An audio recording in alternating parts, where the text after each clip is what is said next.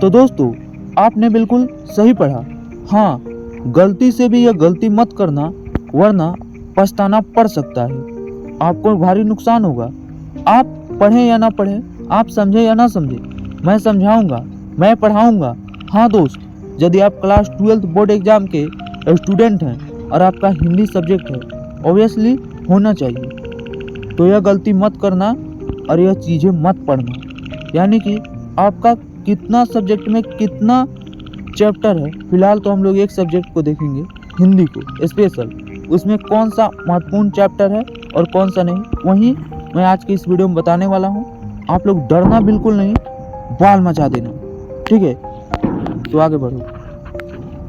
Hindi 100 marks के तैयारी के लिए मैं आप सभी को व्याकरण का 23 टॉपिक बता रहा हूँ और मैं यहाँ पे पढ़ाऊंगा भी। तो क्या क्या पढ़ना है समझिए।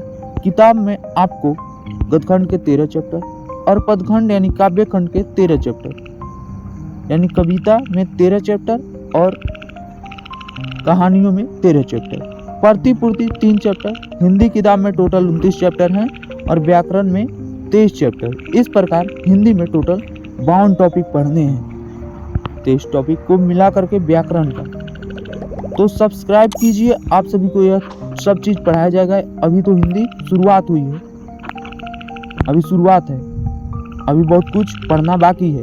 सवाल आपका है कि गद्यखंड में क्या क्या पढ़ना है, कौन कौन सी रचनाएं हैं और उनके लेखक कौन कौन से हैं। थोड़ा सा यहाँ पे देखिए, संक्षिप्त उत्तर, लेखक और उनकी रचना पढ़ना है। रचना में सबसे पहला बातचीत, काफ़ी इम्पोर्टेंट है। जो इम्पोर्टेंट है मैं टिक मार दे रहा हूँ। दूसरा, उसने कहा था, वेरी इम्पोर्टेंट। तीसरा, ये भी इम्पोर्टेंट है, टिक मार दिया। चौथा, यहाँ तक कोई दिक्कत नहीं है, कोई मतलब पूछने वाला बात ही नहीं है। इसमें आपका एक लेख और एक पत्र उतना इम्पोर्टेंट नहीं है, तो ऐसे मैं रफली कर देता हूँ। जो इम्पोर्टेंट है, रोज कहानी, हाँ ये भी इम्पोर्टेंट है, जिसके रचयिता सचिदानंद हीरानंद वात्स्यायन अगे जी हैं। तो यह सभी आप लेखक परिचय देख सकते हैं। और याद करने का यदि आपको ट्रिक चाहिए तो सिंपल ट्रिक लिखो ना, मैं बता दूंगा भाई, उसमें कोई दो राय नहीं है, ठीक है। ओ सदा नीरा, ये भी इम्पोर्टेंट है। चैप्टर 8, ये भी इम्पोर्टेंट है। अब आप बोलेंगे कौन इम्पोर्टेंट नहीं है भाई, तो ये नहीं है, यहाँ पे देखो ये नहीं है, उतना इम्पोर्टेंट नहीं है। 10 भी इम्पोर्टेंट है। हंसते हुए मेरा अकेलापन, इसे भी आप मान लीजिए उतना इम्पोर्टेंट नहीं है। त्रिक्ष शिक्षा, आप त्रिक्ष को देख लीजिए, थोड़ा सा या रहने दीजिए। इतना आपको कितना बताया, 1, 2 से लेकर यानी 4, यहाँ पे पूरे यहाँ पे 9 चैप्टर जरूरी हैं। बाकी 2 चैप्टर, 3 चैप्टर या 4 या 5 बोलो, जरूरी नहीं है। तो देख लो मैंने कौन कौन सा बताया, फिर से देख लो। पदखंड में क्या क्या है, रचना, कवि का और कवि परिचय थोड़ा देख लो।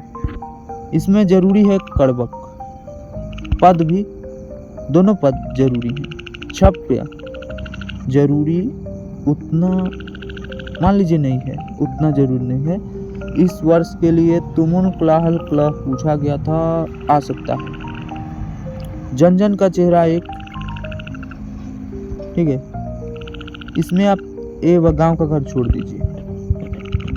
प्यारे नन्हे बेटे को ऐड कर लीजिए, अधिनायक भी ऐड कर लीजिए, ये वाला छोड़ दीजिए थोड़ा। यह कुछ चैप्टर हैं, छोड़ देना है। बाकी आपको टोटल मतलब मान लीजिए इसमें 13 दूना 26, सॉरी 13 दूना 26 और इसमें 5 5 10 माइनस, टोटल 16 चैप्टर आपको किसी भी हाल में पढ़ना है। कौन कौन से हैं मैंने आपको मार्क करके बता दिया, टिक करके बता दिया। अब आगे हम लोग यहाँ पे देखते हैं टोटल कैसे आपको मैं पूरा पढ़ाऊंगा। रस्सी का टुकड़ा में गाड़ी मुपासा, इसके लेखक हैं। क्लर्क की मौत, एंटन चेखो, पेशगी, हेनरी लुकोज। यह प्रतिपूर्ति का भाग है। ऑब्जेक्टिव के लिए 100 प्रश्नों में 100 नहीं बनाना होता, 50 बनाइए, 50 मार्क्स लाइए। और उसके लिए 55 प्रश्न किताब से रहते हैं, यानी जिसमें गद्यखंड 13 चैप्टर, पदखंड 13 चैप्टर और प्रतिपूर्ति 3, यानी 29 चैप्टर।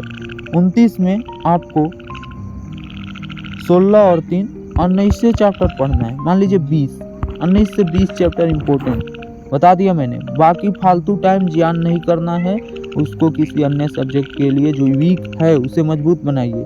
45 प्रश्न व्याकरण से सीधे आते हैं, तो व्याकरण जरूरी है दोस्त। नोट 100 प्रश्नों में किन्हीं 50 का उत्तर दे, यानी लोगों ने यहाँ पे हर एक चीज़ समझा जो जरूरी था इस वीडियो में बताना मुझे। बाकी आप सबको वीडियो कैसा लगा, वीडियो को लाइक कीजिए, शेयर कीजिए और अपने दोस्तों में शेयर कीजिए। धन्यवाद। जय हिंद, जय भारत।